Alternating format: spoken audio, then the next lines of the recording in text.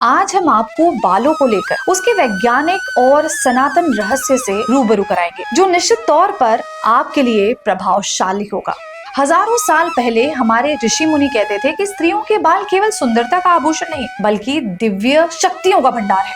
संन्यास, परंपरा और बाल का रहस्य। सन्यासी, साध्वी और यहाँ तक कि गुरुकुल की कन्याएं भी अपने बालों को संजो कर रखती थी। सन्यासी की जटा जूट रखने की परंपरा आज भी जिंदा है। अब बात करते हैं ऊर्जा क्षेत्र की, जिसे फील्ड या ऑरा कहा जाता है। हर इंसान के चारों ओर एक एनर्जी फील्ड होती है। जब हमारे बाल लंबे और स्वस्थ रहते हैं तो ये ऑरा और भी मजबूत हो जाती है। इसीलिए बहुत से आध्यात्मिक गुरुओं के बाल लंबे दिखते हैं, क्योंकि वो ऑरा को मजबूत बनाने का माध्यम होते हैं। विज्ञान भी इस बात की पुष्टि करता है कि बालों और ऊर्जा के बीच गहरा संबंध है। प्रकृति और स्त्री दोनों का चंद्रमा से गहरा संबंध भी माना गया है।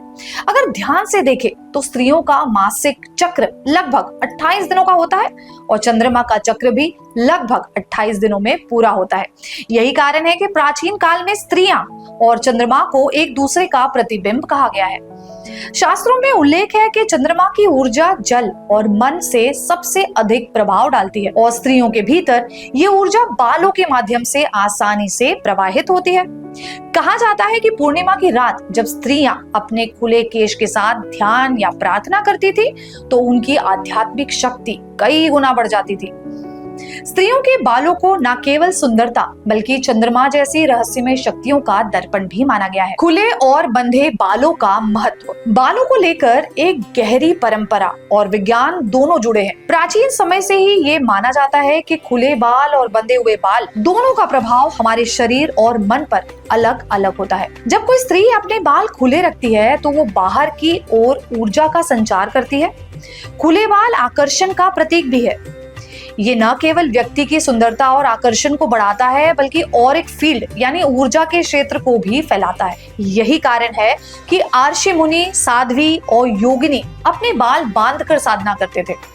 उनका मानना था कि अगर बाल खुले होंगे तो ध्यान के समय ऊर्जा चारों ओर फैल जाएगी और मन एकाग्र नहीं होगा। जबकि जब बाल बंधे रहते हैं तो ऊर्जा भीतर ही रहती है और साधना गहरी होती जाती है।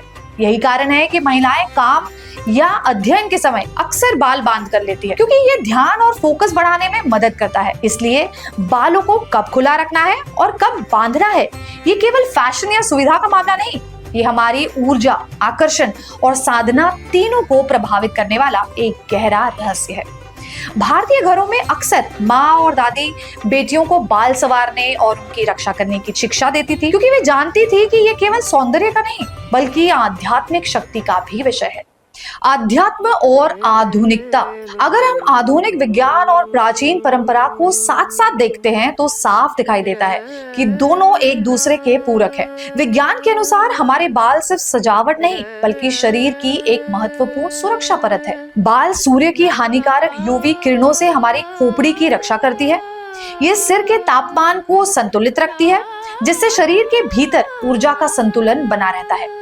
यही कारण है कि गर्मी और ठंडी दोनों में हमारे बाल स्वाभाविक रूप से हमें सुरक्षा प्रदान करते हैं। अब अगर हम सनातन परंपरा की ओर देखें तो वहाँ ये बात कही गई है कि बाल जितने प्राकृतिक और स्वस्थ रहेंगे, मन और आत्मा उतनी ही संतुलित होगी। वो व्यक्ति का ऑरा बढ़ाते हैं और जीवन शक्ति को स्थिर बनाते हैं। सोचने वाली बात है कि विज्ञान कहता है बाल हमारे बाहरी वातावरण से बचाते हैं और परंपरा कहता है बाल हमें भीतर से संतुलित करते हैं। दोनों दृष्टिकोण अलग दिखते हैं, लेकिन असल में एक दूसरे के पूरक हैं। हर हर महादेव।